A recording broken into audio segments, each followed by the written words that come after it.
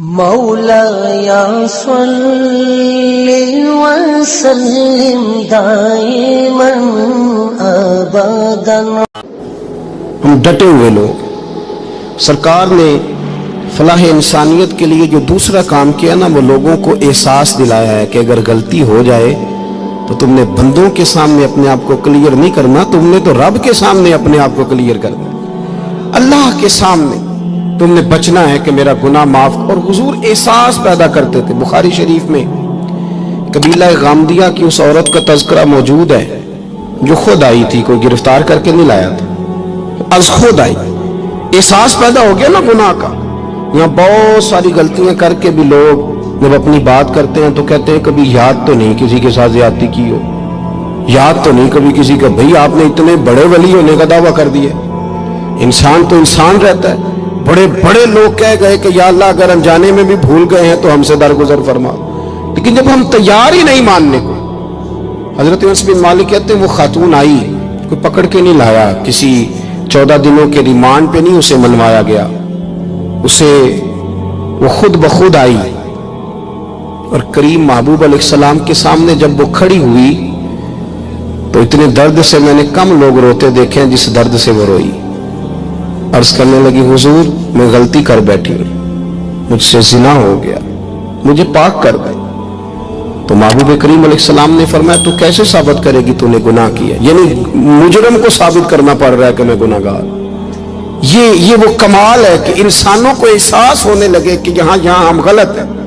جب اعتراف جرم ہوتا ہے، جب بیماری کی تشخیص ہوتی ہے تو پھر اس کا علاج بھی ہو جاتا ہے۔ حضرت انس بن مالک کہتے ہیں وہ عرض کرنے لگی حضور میرے پیٹ میں ناجائز بچہ ہے۔ حضور نے فرمایا جا جب بچہ پیدا ہو تو پھر آنا۔ وہ 8 ماہ کے بعد آئی تو اس کی گود میں پھول سا بچہ تھا۔ حضور نے فرمایا واپس جا، جب روٹی کھانے لگ جائے تو پھر آنا۔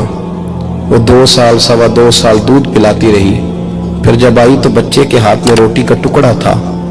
کریم محبوب صلی اللہ تعالی علیہ وسلم سے آ کے جب اس نے بات کی تو وہ درد سے روئی، کہنے لگی یا رسول اللہ 3 سال ہونے کو ہیں، میں نے گناہ کیا ہے، میں ساری رات سو نہیں پاتی۔ حضور تڑپتی، اگر اس حال میں مر گئی تو اپنے رب کو کیا منہ دکھاؤں، مجھے پاک کر دے، میرے حال پہ رحم فرمائے۔ محبوب کریم صلی اللہ علیہ وسلم نے بچہ ایک صحابی کو دیا، فرمایا بچوں کی طرح پالنا، اور کہا اسے لے جاؤ، پتھر مار مار کے اسے سنسار کر دو۔ صحابہ کہتے ہیں اسے پتھر لگ رہے تھے اور حضور بیچانی کے ساتھ ٹہل رہے تھے۔ آ کے خبر دی حضور وہ تو وصال کر گئی، انتقال ہو گیا۔ فرمایا یہاں تک تو بات اس کی تھی۔ حضرت انس بن مالک کہتے اب محبوب کریم نے صحابیات سے فرمایا اسے غسل دو، کفن پہناؤ، جنازہ تیار ہو جائے تو مجھے خبر کرنا۔ حضرت انس بن مالک کہتے ہیں غسل ہوا، کفن ہوا، جنازہ تیار ہوا تو حیران ہم تب ہوئے جب میرے محبوب نے فرمایا صفے بناؤ میں خود جنازہ پڑھاؤں گا، میں خود جنازہ پڑھاؤں گا۔ اور سرکار نے جنازہ پڑھایا تو ایک شخص کی زبان سے نکلا حضور اس ملعون کا معاذ اللہ جنازہ جس نے ناجائز بچہ جنا، اس کے لیے آپ دعا کر رہے ہیں، جنازہ پڑھا۔ حضور فرمانے لگے خاموش ہو جاؤ، تم نے گناہ دیکھا ہے اس کا احساس نہیں دیکھا، تم نے غلطی دیکھی ہے لیکن اس کی توبہ کا انداز نہیں دیکھا۔ اور صاحب کنز العمال نے یہ لفظ نقل کیے ہیں کہ کریم محبوب فرمانے لگے اس نے تو ایسی شاندار توبہ کی ہے کہ اگر میں اپنی ساری امت میں بانٹ دوں تو اللہ سب کی مغفرت فرما دے گا۔ احساس جب پیدا ہو جاتا ہے نا اپنے دل کے اندر کہ یہاں میں غلط ہوں، ان العبد اذا اعترف ثم تاب تاب اللہ علیہ، او کما قال نبی صلی اللہ علیہ وسلم، رواہ مشکات۔ حضور نے فرمایا جب کوئی بندہ کہتا ہے نا اللہ میں بھول گیا تھا اور پھر وہ توبہ کرتا ہے تو رب اس کی توبہ کو فوراً ہی قبول فرما لیتا ہے۔ پہلی بات یہ کہ عقائد کو مضبوط رکھیں، مضبوط عقائد۔ اور یہ جو آج کل ایک اور ماحول چل رہا ہے، کوئی تھوڑا ادھر کوئی تھوڑا ادھر، عقائد وہی درست ہیں جن کی تشریح شیخ عبداللہ محدث دہلوی نے فرمائی، عقائد وہی درست ہیں جن کی بابت حضرت مجدد الفسانی لکھ گئے، اور ان سب کو اگر کھلا کر کے بیان کیا تو امام احمد رضا فاضل بریلوی نے بیان کیا۔ انہی بزرگوں کی باتوں کو کھول کر ہمارے سامنے رکھا، مضبوط عقائد کی زندگی گزاریں۔ اور دوسری بات اگر کبھی کوئی غلطی ہو جائے پھر اس کا احساس پیدا کریں، پھر اس سے توبہ کریں۔ तीसरी बात जो फलाह इंसानियत के लिए बड़ी जरूरी है वो ये है कि थोड़ा एहसास पैदा करें दूसरों का।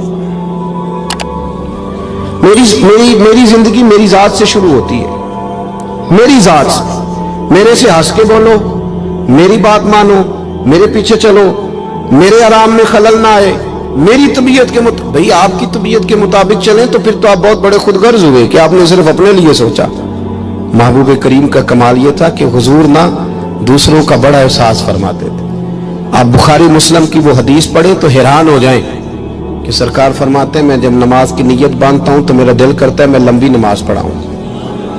जब मेरा किसी काम करने को दिल करे तो फिर मैं सारी दुनिया कुचलनी पड़े तो मैं कर जाता हूं। लेकिन हुजूर फरमाने लगे कि मेरा दिल करता है मैं लंबी नमाज पढ़ाऊं, लेकिन फिर मेरा ख्याल आता है कि पीछे बूढ़े भी हैं, बीमार भी हैं, बच्चे भी हैं। या रसूल अल्लाह, नमाज अल्लाह की और ख्याल बंदों का।